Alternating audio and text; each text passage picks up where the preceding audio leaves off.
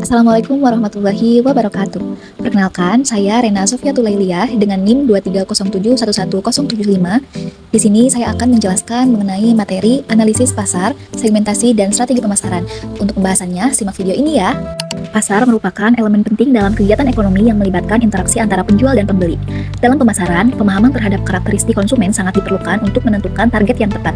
Oleh karena itu, diperlukan pemahaman tentang segmentasi pasar dan strategi pemasaran agar tujuan pemasaran dapat tercapai secara efektif. Pengertian pasar itu sendiri merupakan tempat bertemunya penjual dan pembeli untuk melakukan suatu transaksi barang atau jasa dan melakukan tawar-menawar harga hingga diperoleh suatu kesepakatan harga.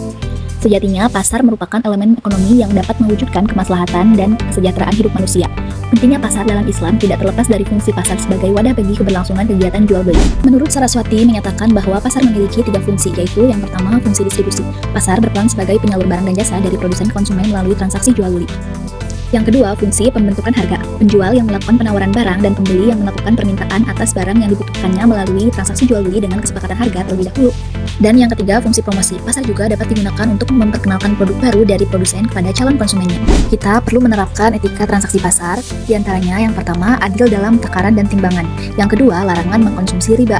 Dan yang ketiga, kejujuran dalam bertransaksi atau muamalah.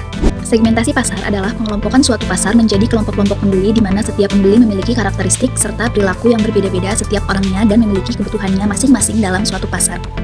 Ada beberapa syarat atau karakteristik dari pengelompokan pasar agar dapat berjalan secara efektif, diantaranya adalah sebagai berikut. Yang pertama, measurable adalah suatu sifat-sifat tertentu dari pembeli yang mana harus dapat diukur atau dapat didekati. Yang kedua, substansiable adalah suatu segmen pasar yang harus cukup besar atau menguntungkan agar dapat dipertimbangkan program-program pemasarannya. Yang ketiga, accessible adalah keadaan di mana suatu perusahaan dapat secara efektif memusatkan atau mengarahkan usaha pemasarannya pada segmen pasar yang telah ditentukan atau dipilih.